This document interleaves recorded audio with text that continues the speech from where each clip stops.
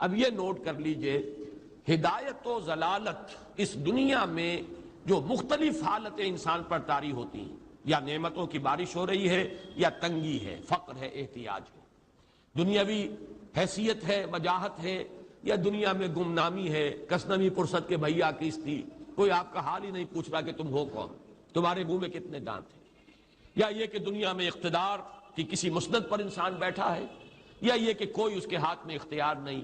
یہ تمام جو حالات انسان پر طاری ہوتے ہیں، ان کے جواب میں جو طرز عمل فکری اعتبار سے اور عملاً انسان اختیار کرتا ہے، اس کے 4 درجے ہیں. پہلا درجہ ہے انتہائی گمراہی، ضل ضلالا بعیدا. وہ کیا ہے؟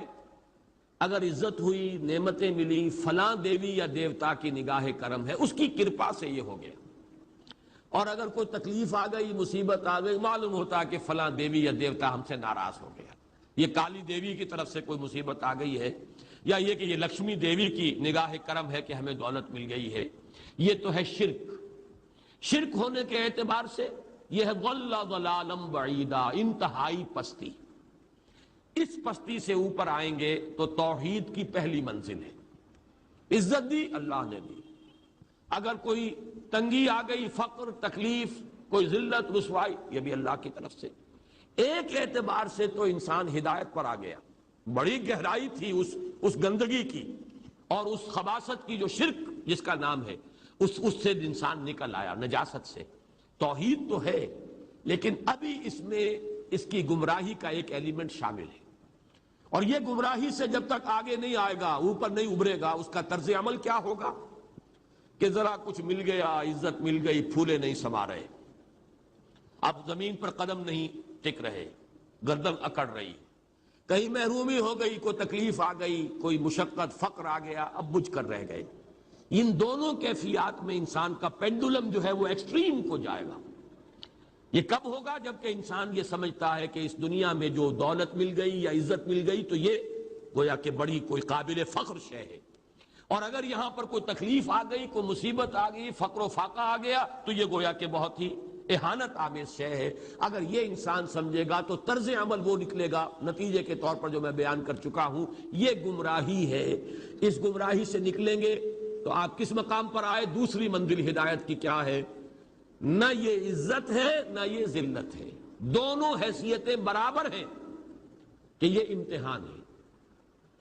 اسی لیے ان دونوں آیتوں میں ایک لفظ قدر مشترک ہے، اذا مبتلاہ فاما الانسان اذا مبتلاہ ربہ فاکرمہ ونعمہ. یہ بھی ایک ابتلا ہے، آزما رہا ہے اللہ. کبھی وہ دے کر آزماتا ہے، کبھی چھین کر آزماتا ہے، کبھی فقر و فاقہ سے آزماتا ہے، کبھی وہ کثرت دولت اور کثرت مال سے آزماتا ہے، کبھی وہ صحت دے کر آزماتا ہے کہ یہ قوت اور توانائی اور صحت جو میں نے دی ہے یہ اس میں کیا کرتا ہے، کبھی وہ مرض کے ذریعے سے آزماتا ہے کہ صبر کرتا ہے کہ نہیں کرتا. ہمارے لیے شکوہ اور شکایت تو اس کی زبان پر نہیں آ جاتی، نالا اور شیون تو نہیں آ جاتا، تکلیف جھیلتا ہے کہ نہیں جھیلتا، اس میں تحمل ہے کہ نہیں ہے، تو صبر کرتا ہے یا شکر کرتا ہے. یہ دونوں کیفیات در حقیقت اس اعتبار سے مساوی ہے، یہ بھی امتحان، یہ بھی امتحان. یہ حقیقت جب سامنے ہوگی اب وہ پینڈولم جو ہے وہ بہت کم ہو جائے گا. یعنی انسان میں طبعی طور پر تو ایک اثر ہوتا ہے غیر اختیاری. کسی چیونٹی نے کاٹا آپ کے پاؤں پر، آپ اپنا پاؤں ہٹا لیں گے، اس میں کوئی ارادہ نہیں ہے، یہ ریفلیکس ایکشن ہے، غیر اختیاری فعل ہے. اس حد تک تو انسان ضرور متاثر ہوتا ہے، اس سے تو کوئی انسان جو ہے وہ بلندتر نہیں ہو سکتا. حضرت ابراہیم رضی اللہ تعالیٰ عنہ، حضور کے وہ نومولود فرزند، انتقال جب ہو رہا تھا آپ کی آنکھوں میں آنسو آ گئے. اب یہ طبعی اثر ہے، ایک فعل ہے، انفعالی کیفیت ہے جو بالکل طبعی ہے، لیکن یہ نہیں کہ اس کی وجہ سے انسان کی زبان پر کوئی شکوہ آ جائے، کوئی شکایت آ جائے، یہ نہیں ہوگا، یہ ایمان کے منافی ہے. اسی طریقے سے اگر کوئی خوشی ہوئی ہے تو چہرے کے اوپر ایک نکھار آ جائے گا، تبسم آ جائے گا، اس سے زائد نہیں. اس حد تک تو یوں سمجھیے کہ انسان کا طبعی تقاضا ہے. اس سے زیادہ یہ پینڈولم اگر سوئنگ کر رہا ہے تو گویا کہ اس حقیقت سے انسان محجوب ہے کہ یہ بھی امتحان ہے، یہ بھی امتحان ہے.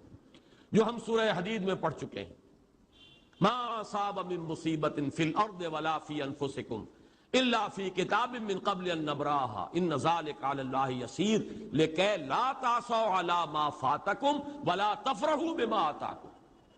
اللہ تمہیں کچھ دے تو اتراؤ مت، اللہ تم سے کچھ چھین لے تو اس کے اوپر افسوس مت کرو۔ یہ نتیجہ ایمان کا نکلنا چاہیے۔ اگر تمہیں ایمان ہے اللہ پر، اگر تمہیں یقین ہے کہ جو کچھ ہوا ہے اللہ کے اذن کے بغیر نہیں ہوا، اگر تمہیں یقین ہے کہ اللہ نے جو میرے لیے طے کیا ہے اس میں میرے لیے خیر ہی ہے، چاہے فی الحال فی الوقت فوری طور پر مجھے ناگوار محسوس ہو رہی ہے بات، لیکن یقیناً میرے لیے اس میں خیر ہے میرے رب کی طرف سے، کہ ہر چے ساقی ما ریخت عین الطاف است۔ ہم تو شارٹ سائٹڈ ہیں، ہم دیکھ نہیں سکتے کسی شے کو، ہم اس کے ظاہر کو دیکھ کر گھبرا اٹھتے ہیں کہ یہ تو تکلیف آ گئی، کیا پتا اسی کے پردے میں اللہ کی رحمت آ رہی ہے۔ میں نے وہ رئیس امروہوی کے اشعار آپ کو کئی دفعہ سنائے ہیں۔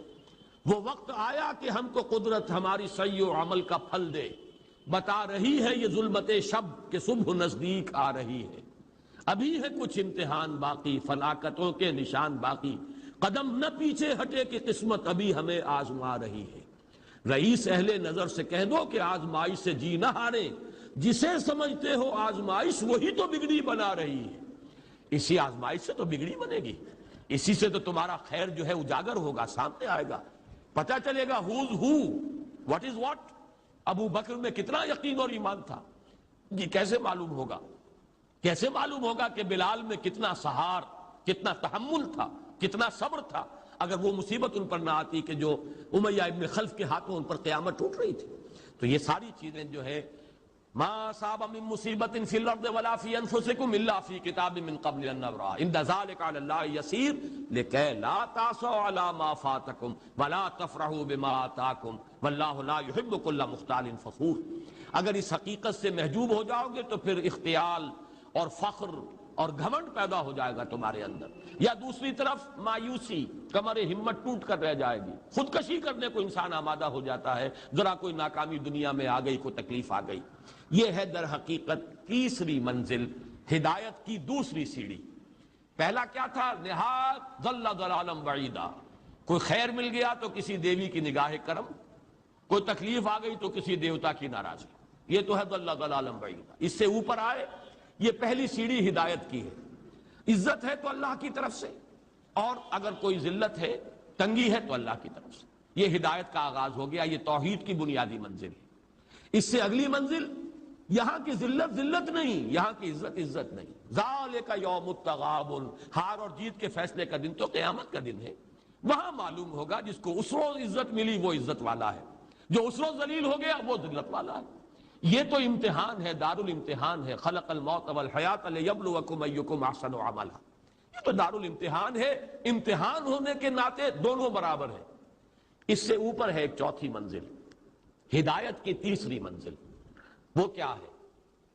عام طور پر انسان یہ سمجھتا ہے کہ یہ جو آزمائش ہے تنگی کی اور فقر و فاقہ کی، یہ سختر آزمائش ہے، اور نعمتوں کی بارش ہو تو یہ آسان آزمائش ہے۔ یہ بھی ابھی گمراہی کا ایک پرت جو ہے اس کی باقی ہے۔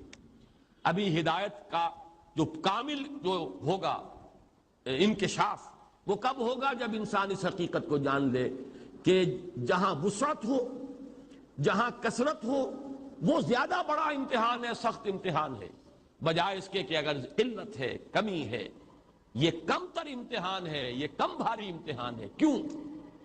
کہ اگر آپ کے پاس کثرت ہے، آپ کے اندر غفلت پیدا ہو جائے گی، کثرت کا لازمی نتیجہ غفلت ہے، اور اگر قلت ہے، بمشکل گزارا ہو رہا ہے، تو اللہ یاد رہے گا، راتوں کو گڑ گڑائیں گے۔ آسائش میں اللہ کو بھول جانا زیادہ ممکن ہے بلکہ متوقع ہے، اور تکلیف میں اللہ کا یاد آنا زیادہ متوقع ہے۔ اس میں انسان فریاد کرتا ہے، اللہ سے دعا کرتا ہے، تو کون سی چیز نتیجے کے اعتبار سے بہتر ہوئی؟ معلوم ہوا یہ امتحان جسے آپ ہلکا سمجھ رہے ہیں یہ سختر ہے۔ اگر اصل کامیابی قیامت کی اور آخرت کی ہے تو یہ امتحان زیادہ سخت ہے بنسبت اس امتحان کے، اگرچہ اس امتحان کی بھی ایک آخری شکل ہے جس کے بارے میں حضور نے فرمایا کاد الفقر ان یکون کفرا، لیکن عام حالات میں یہ سمجھ لینا چاہیے کہ یہ بھی امتحان، یہ بھی امتحان۔ لیکن اگر تنگی ہے، اس کے لیے بھی حدیث بڑی پیاری ہے، حضور نے فرمایا ما قل و کفا خیر مما کثر و الہا، اگر کم ہو لیکن کفایت کر جائے، ضرورت پوری ہو گئی. پیٹ کو جتنا درکار تھا جسم اور جان کا رشتہ برقرار رکھنے کے لیے اتنا مل گیا. نہیں کوئی کئی کورسز کے ڈنر کھائے ہیں, نہیں کوئی اس کے اندر جو ہے لذت ہے, لیکن یہ کہ بنیادی ضرورت پوری ہو گئی. کسی کے سامنے ہاتھ نہیں پھیلانا پڑا, کسی کے سامنے عزت نفس کو ہتھیلی پر رکھ کر پیش نہیں کرنا پڑا. ما قل و کفا, جو کم ہے لیکن کافی ہے. خیر وہ کہیں بہتر ہے اس سے مما کثر والہا, جو ہو تو بہت لیکن اس سے غفلت طاری ہو جائے. الہاکم التکاثر, یہ تکاثر تو انسان کو غفلت کے اندر مبتلا کر دینے والی شے ہے. یہ ہے اصل میں کہ جس کے لیے تاریخی اعتبار سے نوٹ کر لیجئے واقعہ امام احمد ابن حنبل رحمہ اللہ, ان کی تاریخ کا, ان کی زندگی کا یہ واقعہ بہت ہی سبق آموز ہے. خلق قرآن کے مسئلے پر جب خلافت بنی عباس کے دوران ان پر تشدد ہو رہا تھا, مارا جا رہا تھا, جیل میں تعذیب, پرسیکیوشن, وہ مار ماری جا رہی تھی جس کے بارے میں آتا ہے کہ اگر ہاتھی کو بھی وہ مار ماری جاتی تو وہ بھی بلبلا اٹھتا. اس وقت کبھی ان کے آنکھوں میں آنسو نہیں آئے. ایک صبر اور ثبات اور استقلال کا پہاڑ کھڑا جھیل رہا. پھر وہ حکومت تبدیل ہو گئی. اب وہ جو خلیفہ وقت ہیں وہ خود اس مسئلے میں ان کے ہم خیال ہیں. اب انہیں جیل سے تو نکال دیا گیا. اس کے بعد یہ کہ ایک وقت آتا ہے کہ دارالخلافہ سے اشرفیوں کی ایک تھیلی لے کر ایک شخص آتا ہے کہ یہ خلیفہ نے آپ کو ہدیہ بھیجا ہے, نذرانہ ہے. اس پر رو پڑے اور یہ عرض کیا بارگاہ خداوندی میں, پروردگار میں اس آزمائش کے قابل نہیں ہوں. یہ آزمائش کہیں سخت ہے, یہ سنہری آزمائش, رو پہلی آزمائش, اس کو ریزسٹ کرنا جو ہے, ٹیمپٹیشن کو ریزسٹ کرنا, یہ کہیں مشکل ہے اس پرسیکیوشن اور اس تشدد کو برداشت کرنے سے. تو یہ خاص طور پر یہ نمایاں نشان ذہن میں رکھیے. تو ان آیات میں کہ جو نہایت اہم ہے یہ دو آیتیں قرآن مجید کی, بظاہر سوال آتا ہے کہ اس میں حرج کی کون سی بات ہے. اللہ تعالیٰ معز ہے, اللہ تعالیٰ مذل ہے. تعز من تشاء و تذل من تشاء بیدک الخیر, یہ سورہ آل عمران میں آیت آئی کہ نہیں آئی. لیکن یہ کہ اصل میں یہ 4 درجے ذہن میں رہنے چاہیے. اگر آسانی ہو, عزت ہو, دولت ہو, فراوانی ہو تو کسی دیوی کی نگاہ کرم یا دیوتا کا کرم. تکلیف ہو, مصیبت ہو تو کسی دیوی یا دیوتا کا اظہار غضب, ناراضگی کا مظہر. اس سے اوپر آئے جو عزت دی ہے اللہ نے دی ہے, مجھے اللہ نے باعزت کر دیا دنیا میں, اور یہ ذلت اللہ نے مجھے ذلیل کر دیا. اس کے اعتبار سے یہ ہدایت ہے, توحید تو آ گئی. لیکن ابھی گمراہی کا ایک ایلیمنٹ شامل ہے. وہ گمراہی کیا ہے کہ نہ یہاں کی عزت ہے, نہ یہاں کی ذلت ہے. وہ جو بھی سردی گرمی اور نرمی سختی, ان تمام کو جو ہے وہ برابر رکھو کہ دونوں جو ہے یہ آزمائش کی کیفیتیں برابر ہیں. یہ ہو گئی گویا کہ اس سے ایک درجہ بلند. ابھی اگر ذہن میں آپ کے یہ ہے کہ یہ فراوانی اور دنیا میں نعمتوں کی بارش اگر ہو رہی ہو تو اس کو سمجھنا کہ یہ ہلکی آزمائش ہے, اور اگر فقر و فاقہ ہو, تنگی ہو, گمنامی ہو اور دنیا کے میں کوئی حیثیت اور اہمیت حاصل نہ ہو تو یہ گویا کہ زیادہ سخت امتحان ہے. تو ابھی گویا کہ گمراہی کا ایک ایلیمنٹ موجود ہے. حقیقت منکشف ہوگی جبکہ یہ بات واضح ہو جائے کہ یہ امتحان جو ہے نعمتوں والا امتحان یہ سخت تر ہے, اور فقر اور احتیاج والا امتحان یہ نسبتاً آسان ہے.